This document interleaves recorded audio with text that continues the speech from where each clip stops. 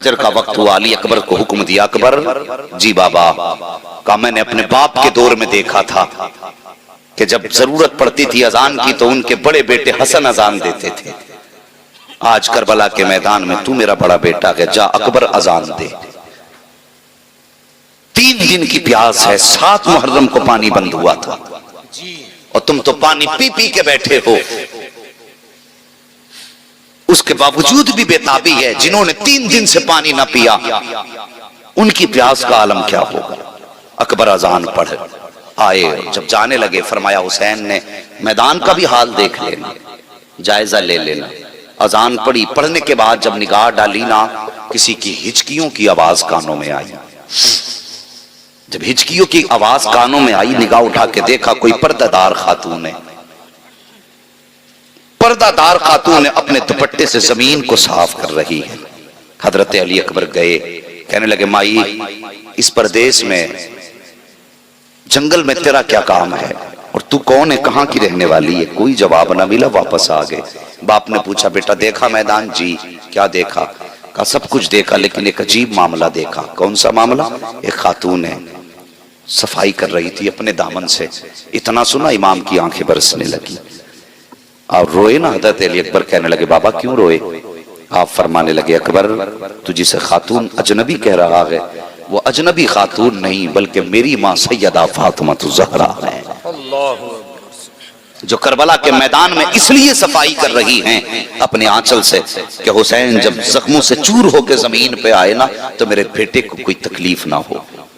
یار یہ رشتہ ہے ماں کا اولاد کے ساتھ، یہ رشتہ ہے خون کا خون کے ساتھ۔ آج ماں کے احساس ہمارے سینے میں دفن ہو کے رہ گئے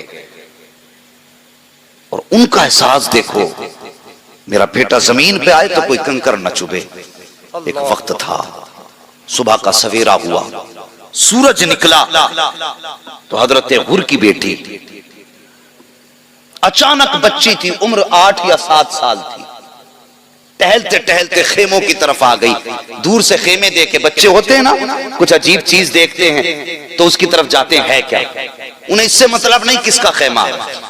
دوڑتے دوڑتے آئی نہ خیمے حسین کی طرف، اس نے خیموں کی طرف دیکھا، سب عبادت میں مصروف ہیں، کوئی تلاوت میں مصروف ہے۔ بچی اٹھی سیدہ زینب کے قریب آئی نہ قریب میں جا کے بیٹھ گئی۔ سیدہ زینب قرآن کی تلاوت فرما رہی ہیں۔ جب قریب آئی آپ نے اجنبی بچی کو دیکھا، دیکھنے کے بعد کہا بیٹی کہاں کی رہنے والی ہو، ہمارے خیمے میں کیسے آئی ہو؟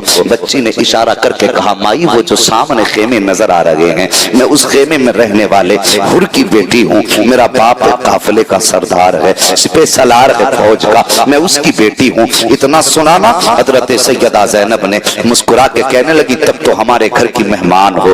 اللہ اکبر۔ آپ فرماتی ہیں بیٹی ہمارا دستور یہ رہا ہے، ہمارے دروازے پہ جب کوئی مہمان آیا ہے تو ہم نے اسے خالی نہیں بھیجا ہے، لیکن افسوس کیا کریں آج ہمارے گھر میں پانی نہیں ایک گھوٹ بھی، اگر پانی ہوتا تجھے پانی پلا دیتے، اگر ایک لقمہ روٹی کا ہوتا ہم تجھے روٹی کھلا دیتے۔ یہ بات آپ نے سیدہ حضرت زینب نے کہی حضرت غر کی بیٹی سے۔ اس کے بعد آپ کی نگاہ اٹھی، اچانک سامنے سے سیدہ سکینہ کا گزر ہوا، آپ نے حضرت سکینہ کو دیکھا، آواز دی بلایا، کہا بیٹی ذرا قریب آؤ۔ جب قریب آئی حضرت سکینہ، آپ نے نگاہ ڈالی حضرت سکینہ کے چہرے پہ، آپ نے اپنے کانوں میں 2 بالی پہن رکھی تھی۔ حضرت زینب کہتی ہیں سکینہ جی پھوپھی، کہا یہ ہمارے گھر پہ مہمان بن کے آئی ہے اور کوئی مہمان ہمارے دروازے سے خالی جائے یہ ہمیں گوارا نہیں ہے، ہم کچھ دینا چاہتے ہیں۔ حضرت سکینہ مسکرا کے کہتی کیا دینا چاہتی ہو پھوپھی؟ کہا بیٹی اپنے کانوں کی ایک ایک بالی اتار دو تاکہ ہم اس کو خالی ہاتھ جانے سے بہتر ہے کہ تمہاری بالی پہنا دی جائیں۔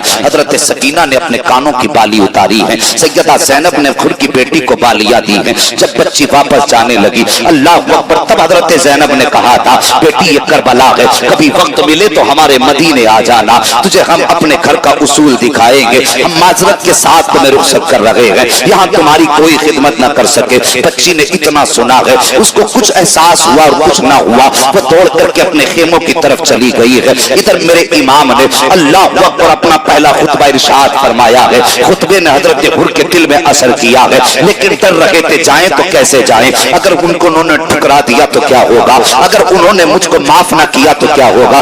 یہ سوچ کر کے اپنے فوج کے بیچ میں حضرت حر ہیں، اچانک سامنے سے آپ کی بیٹی کا گزر ہوا۔ جیسی بیٹی کا گزر ہوا نگاہ پڑی بچی کے کانوں پر، بلایا بچی کو، کہنے لگے اے بیٹی جب ہم آئے تھے یہاں پہ تیرے کان میں بالی نہ تھی، بتا تو صحیح یہ بالی کہاں سے لائی ہے۔ اتنی بات بچی نے سنی ہے، اشارہ کر کے کہتی ہے بابا وہ جو خیمے نظر آ رہے ہیں میں صبح ان خیموں میں گئی تھی بابا، جب میں ان خیموں کے اندر گئی میں نے عجیب حال دیکھا، ایک سفید بالوں والی خاتون تھی، انہوں نے اس پیار سے مجھے سینے سے لگایا، ماں میں جب ان کے قریب پہنچی تو ایسا لگا جیسے ماں نے اپنے آنچل میں سنبھال لیا ہو۔ میں ان کے قریب پہنچی تو بابا ان کے خیمے کی کہانی عجیب تھی، وہ کہنے یہ لگی ہمارے گھر میں پانی تک نہیں ہے، اگر پانی ہوتا تو پلا دیا جاتا، ان کے خیمے میں روٹی کا ایک ٹکڑا تک نہیں تھا بابا، میں نے ایک پالنا دیکھا ہے، اس کے اندر ایک بچے کو دیکھا ہے، پیاس کی وجہ سے اس کے ہونٹ سوکھ چکے تھے، وہ اپنی زبان کو سوکھے ہونٹوں پر پھیر رہا تھا بابا، اس خیمے میں اتنا پانی بھی نہیں ہے جو بچے کی پیاس بجھائی جا سکے